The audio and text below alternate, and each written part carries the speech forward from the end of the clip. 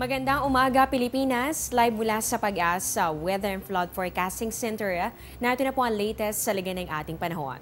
Sa pinakahuling datos ng Pag-asa, lalo pang bumilis ang bagyong Karina habang patuloy ang paglapit sa lupa.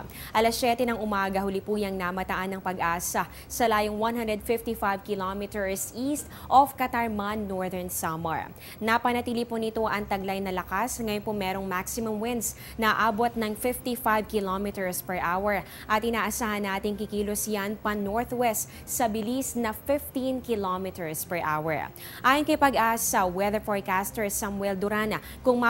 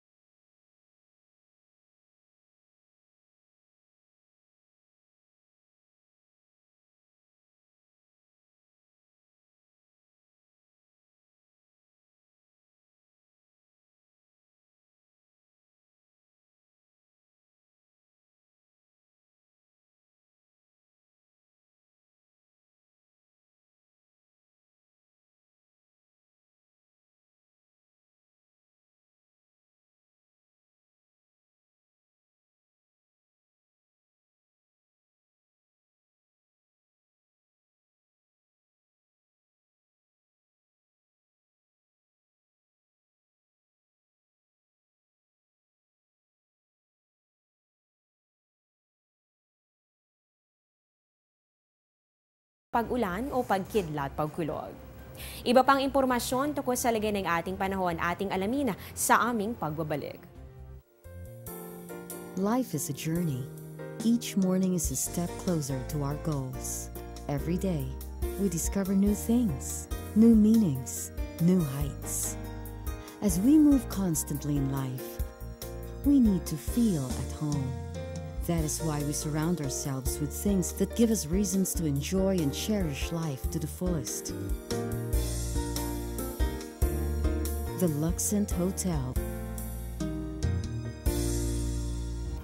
Sa puntong ito, alamin naman natin kung paano kaya maapektuhan ng bagyong Karina ang agwat ng temperatura sa iba't ibang bahagi ng bansa. Unahin po natin dito sa Luzon. Para sa mga nasa Baguio City at mamamasyal ngayong araw, mararanasan naman dito ang generally fair weather condition at yung temperatura 16 to 24 degrees Celsius. Para naman dito sa atin sa Metro Manila, sa mga mamamasyal naman sa malls, magiging mainit ang panahon kaya tamang-tamang magpalamig dito yan sa air-conditioned na lugar. Ang temperatura 25 to 33 degrees Celsius. Pero paghandaan pa rin natin ang mga pag-ulan at pagkidlat, pagkulog. Dito naman sa bahagi ng Visayas, sa ating viewers dito sa Tacloban, ang temperatura 25 to 28 degrees Celsius. At dito naman sa bahagi po ng Iloilo at Bacolod, maglalaro sa pagitan niya ng 26 to 29 degrees Celsius. At panghuli po natin dito naman sa bahagi ng Mindanao. Sa Cagayan de Oro, makakaranas kayo ng maulap na kalangitan kaya paghandaan ang pagkakaroon ng rain showers and thunderstorms. Dito naman sa Metro Davao at ganoon din sa Zamboanga, magkapareho ang agwat ng temperatura na posibleng umabot ng 25 to a possible high of 32 degrees Celsius. Bagamat mainit at maalinsangan, posible pa rin ang pagkakaroon ng isolated thunderstorms, lalong-lalo na yan sa hapon o kaya naman ay sa gabi. Yan ang latest mula dito sa Pag-asa. Abangan nyo ang susunod naming update mamayang alas 10 ng umaga. Dito lamang yan sa Panahon TV kung saan walang pinipiling panahon ang pagbibigay impormasyon. Nakasama nyo po ang inyong weather lover Amor La Rosa na nagsasabing ang taong handa at may nahon kayang lagpasan ang hamon ng panahon. Magandang umaga sa inyong lahat at mag-ingat po kayo.